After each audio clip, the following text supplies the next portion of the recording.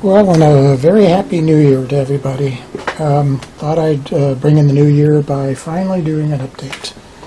I had a few people ask me if I was going to continue with the build, and yes, I'm going to continue with the build. Just kind of lost interest in it for the last, what has it been, almost 11 months. I think the last update I did was in February, and that's why I keep telling people I don't do commission builds. I don't sell what I make. I don't want to be under any obligation. This is a hobby for me, and when I feel like working on it, I'll work on it, and when I don't, I won't.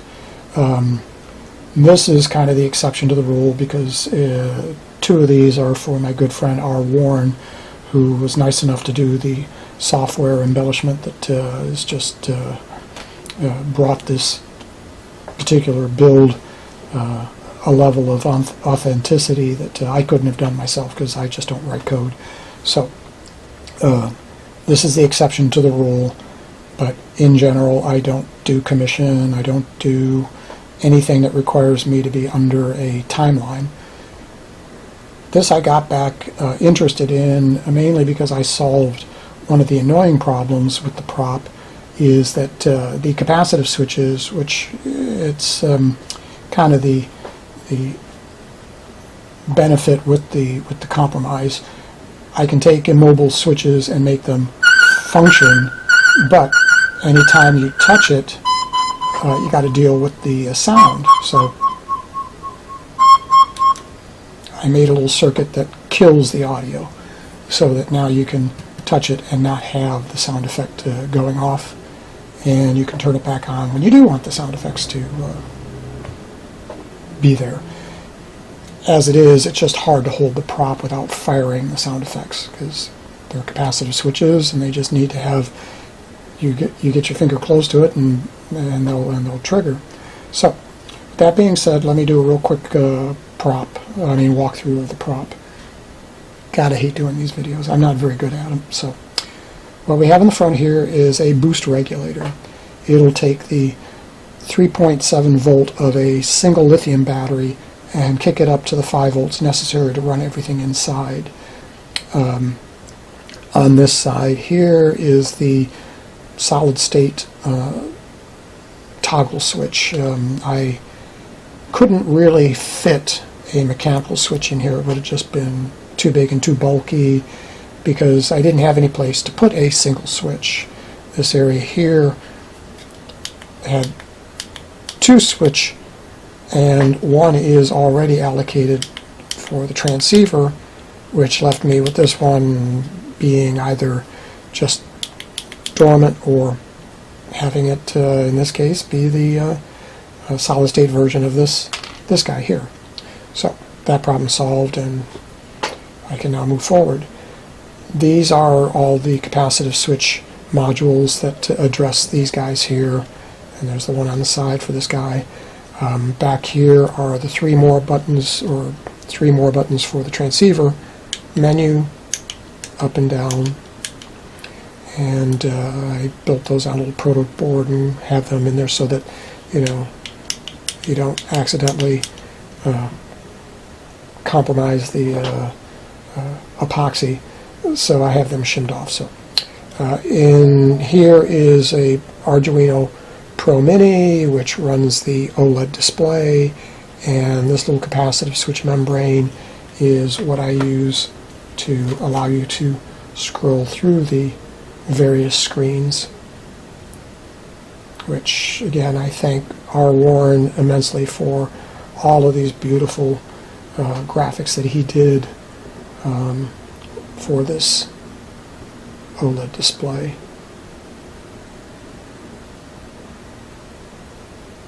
Great.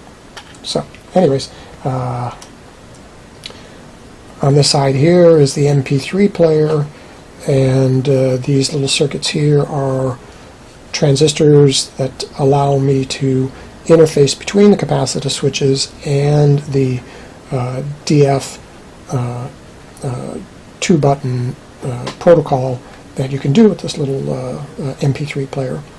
The sound files are on a micro D I don't know if you can see that, a micro SD card, and so you can pull that out, change them. They're just standard MP3 files.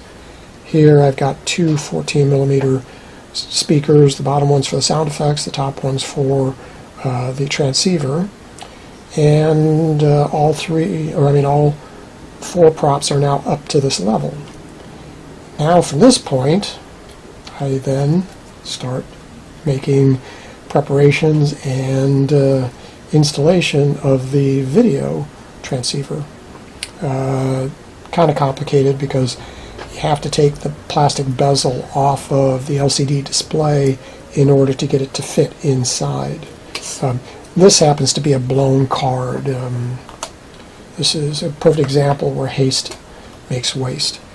I added the flex circuit, which I've since cut off because I don't need it anymore. I'm using this as my Fitbit board. When I put in the flex circuit, I didn't test it before I epoxied it. I was a little arrogant, and I had already done a couple of these, so I figured I had no problem. Well, there was a problem. There was a short either here or here. It didn't matter. I couldn't get underneath the epoxy to fix it, and it unfortunately blew out either the LCD driver here or the LCD display itself, so it got relegated now to just simply a passive fit check board.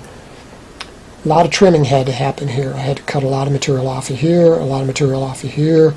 I cut the built-in antenna and I've relocated it, primarily because these spy gear walkie-talkies, as they came from the manufacturer, one of the major complaints was its video range. It was horrible.